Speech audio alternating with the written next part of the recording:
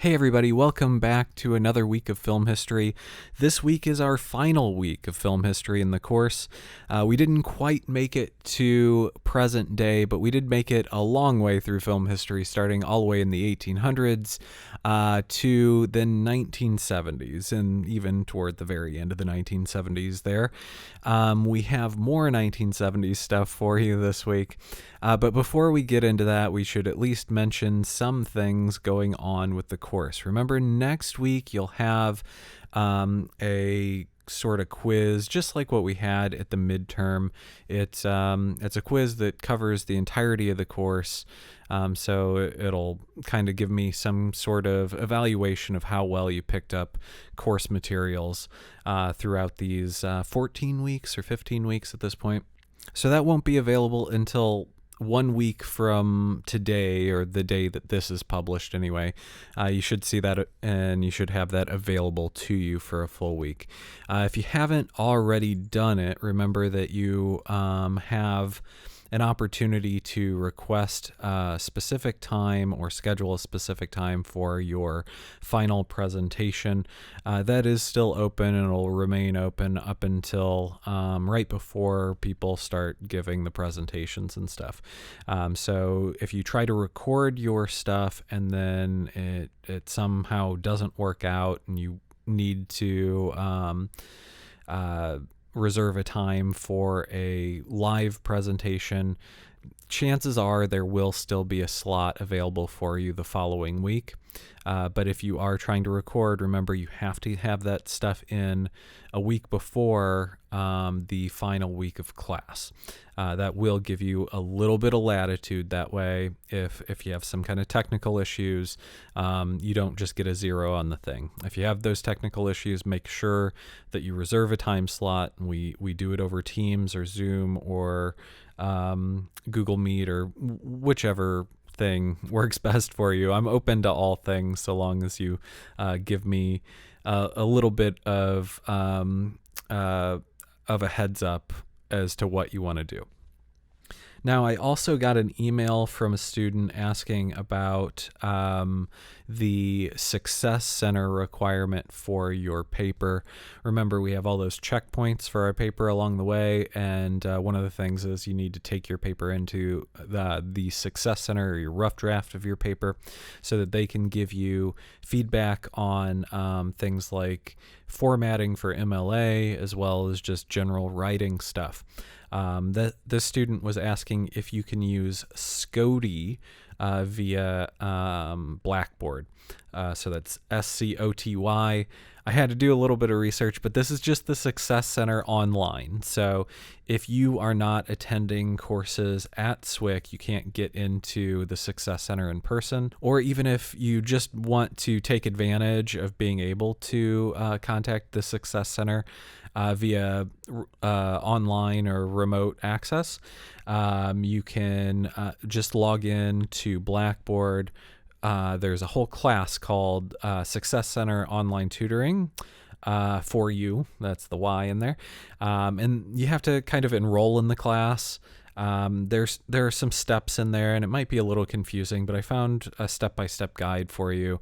I'm going to go ahead and include that with the announcement this week. I'll also try my best to remember to put that in the YouTube video description as well, so there will be a link there if you have any issues getting in touch with those people via Blackboard. Just follow the steps there, and hopefully you'll be able to do it. If you have further issues, you can also contact IT, and they should be able to walk you through step by step what you need to do to get in touch with these people and get your paper looked at. Do remember that you need to have some sort of evidence of your work with the Success Center, and you need to turn that in to me. So it's not enough to just say that you worked with them. They can sign a little piece of paper for you or give you some kind of like letterhead. It can be fairly informal so long as it's proof that you did take your paper there. What I don't want is to get a rough draft of your paper. I'm not going to look at your rough drafts. So it feels a little bit unfair for me to do that for some students and not all students, because there are so many things in terms of formatting and grammatical things that if I corrected, it's going to give you like a huge head start on other people that didn't do that. So that's not an option for you. The Success Center is a really good opportunity to get things corrected, though. So they're very knowledgeable people. They'll know a whole lot about MLA, and if you're at all unfamiliar with that, or how to do internal citations, or anything with MLA, or just feel a little bit uneasy or unpracticed, they're really going to help you out. So please, please, please do it. Even if you forget to get the evidence of it, or you do it late or something, please just do it, and I promise you your grade will improve based on that. All right, so the last section of the 1970s, this is another one of those things that spans like the whole 1970s and onward into the future, but the Movie Brats. So this is a group of filmmakers, and I guarantee you've heard of at least a couple of these people. Francis Ford Coppola, George Lucas, Brian De Palma, John Milius, who maybe you haven't heard of, Martin Scorsese, Steven Spielberg. All those people, or at least a few of those people you should have heard of. They're all active still. They've all made landmark films, iconic films, and they're all from a certain generation that's just a little bit different than what we've seen previously. So they're one generation removed from like Arthur Penn and the people that came after the French New Wave, the sexual revolution filmmakers, and they all come from backgrounds outside of the studio system.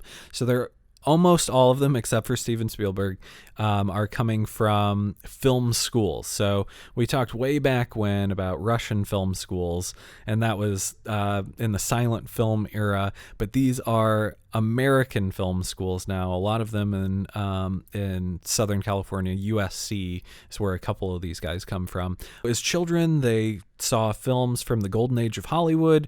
They got to see the rise of international films, the challenge to the classic Hollywood style, and then the Hollywood adaptation of this international cinema movement. And then, they had their chance to tell their own sorts of stories. And a lot of film critics were kind of antsy to see what this new generation of filmmakers coming out of film school would produce. Like, how would they revolutionize how stories are told? What kinds of stories would they tell? The world was their oyster. But they did seem to really sort of go back to that golden age style. A lot of the films, the biggest films that are from this Movie Brats era, are kind of melodramatic. They're very similar to what we saw in the golden age of Hollywood. That said, the techniques there are from all over the place, and the aesthetics are from all over the place as well. You see lots of Japanese influence on George Lucas's films, and John Milius, and you see a lot of French New Wave and Martin Scorsese, but the stories that they are kind of telling are usually sort of melodramatic. Maybe Scorsese is a little bit outside of that. I think one of the key factors in the success is that it's a positive film. It has heroes and villains, and that it essentially is a fun movie to watch. It's been a long time since people have been able to go to the movies and see a sort of straightforward, wholesome, fun adventure. And besides the fact that they're all a bunch of filmmakers rising to prominence all around the same time, and all having kind of these landmark films early on, and they're all young directors. John Milius is more of a writer, but he also directs. Besides that, they all kind of collaborate loosely. So some collaborate directly. George Lucas and Steven Spielberg work on a lot of things together, or have worked on a lot of things together. Indiana Jones, that's a direct collaboration between the two. But there's also some weird stuff going on with profit sharing between films. So, Close Encounters of the Third Kind, a Steven Spielberg film, and Star Wars, George Lucas's film, they did what is called sharing points. So, points are back end pay for these films. So, you make a really high grossing movie, and you do get paid for, making the movie. You get paid for the actual work that you do, but also you see some profits from the profits of the film. And these filmmakers kind of shared profits between each other, which is something kind of unheard of and strange, but they were all friends and believed in each other, I guess. And maybe it was a way of sort of mitigating any problems, like if one of the films didn't do as well as they'd thought, then everybody still could kind of share in the wealth of these larger budget, potentially mammoth money-making films. But most of the collaborations between these people aren't exactly direct. George Lucas worked with Francis Ford Coppola on The Godfather. He was like a second unit director, which basically means he went and got things that were not extra for the film, but not primary filming stuff. So, if he had to go get a scene with some people that weren't lead actors, and there wasn't enough time for Francis Ford Coppola to direct those scenes, then George Lucas would do it. Francis is very flamboyant and very Italian and very sort of go out there and do things. I'm very sort of, well, let's think about this first. Let's not just sort of jump into it. And so he used to call me the 85-year-old man. But together we were great because, I would kind of be the weight around his neck that slowed him down a little bit to keep him from getting his head chopped off. On aesthetically and everything, we sort of had very compatible sensibilities in terms of that I was strong in one area, he was strong in another, and so we could really bounce ideas off of each other. But we were very much the opposite in the way we operated and the way we did things. And that, I think, allowed us to have a very active relationship. We actually had a great time, working together. We worked together on a lot of films over the years. But he helped me get he basically taught me everything about writing and directing, and then at the same time he got my first film off the ground, and then he helped me get my second film off the ground. And then later on, I went and produced one of his, film for him. And in the meantime, I'd worked on films as second unit on things like Godfather and other films like that. I developed with John Milius the script for Apocalypse Now, which he ultimately went on and did. So there was a lot of collaboration between us on all the movies we were doing at that time, and still do. We still sort of show each other movies and communicate with each other about what we're doing. And I read scripts, his scripts, and there's a lot of communication that goes on between us. And probably the thing that they maybe collaborated most on is actually Star Wars. It's not like, again, a direct collaboration, but almost all of these people that are known as these movie brats had some sort of input on the editing and the story of Star Wars. So the myth of Star Wars and the production of Star Wars is that the movie was kind of a mess. If you've ever had the chance to read the script for Star Wars, it's a very different animal than the movie that actually came out of it. There was a whole lot of story untold from the script in the final product, and it is for the benefit of the overall film.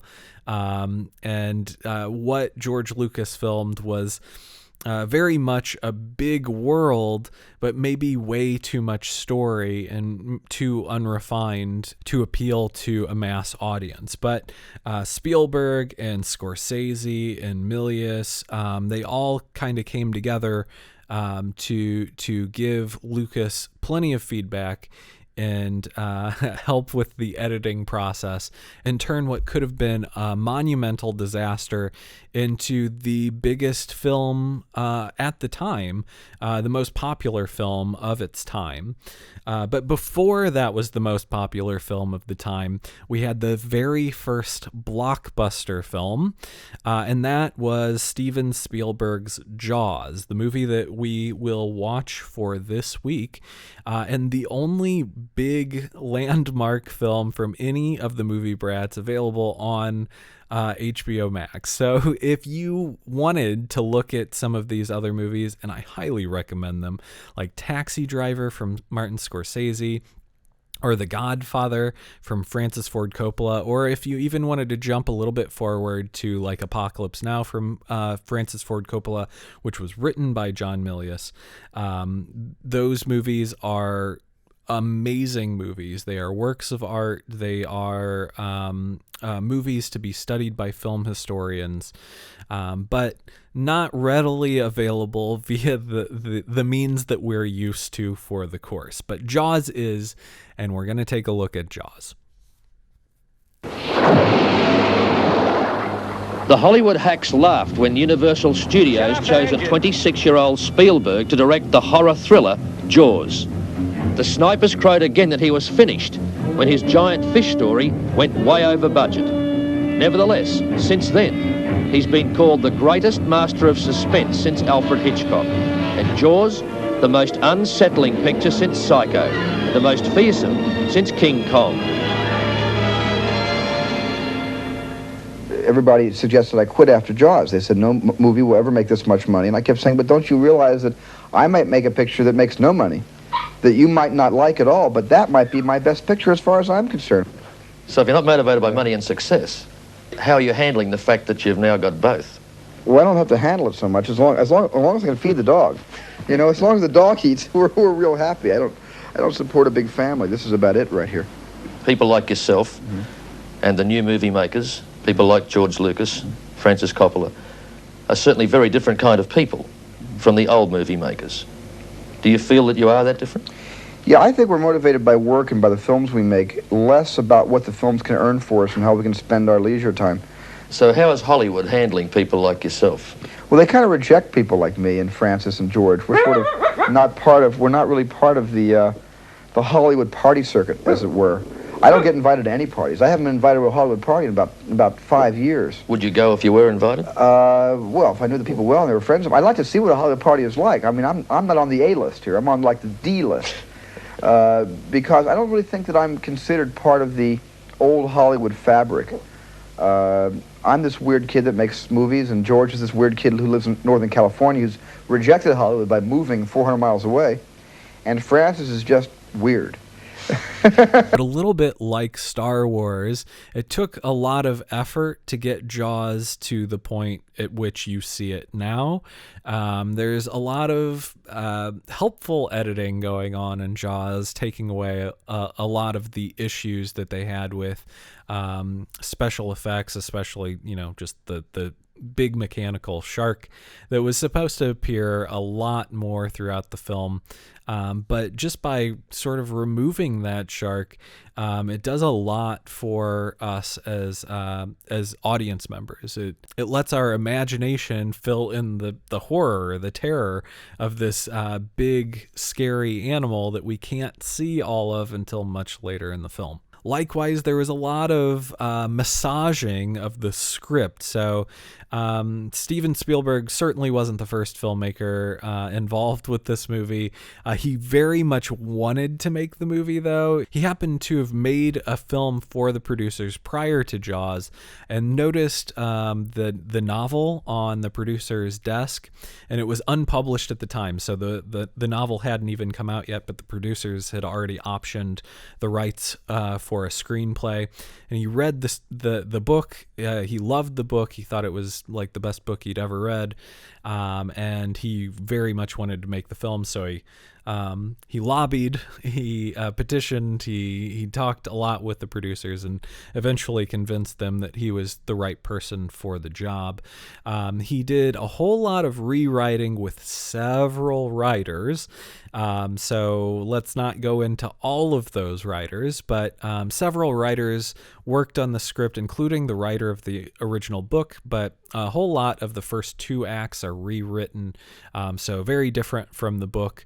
The 3rd act is much closer to the book, but Steven Spielberg had a lot of ideas about how the 3 main characters were unlikable, and he had ideas on how to make them more likable for us as viewers. And he was probably successful in that. Whether or not he came up with these ideas specifically, or it was one of the many screenwriters that worked on this along the way, that is up for debate. And there's a lot of debate about who did what in terms of writing this film. So John Milius, who is really well known for his writing prowess, he wrote Dirty Harry. He wrote Apocalypse Now, as mentioned before.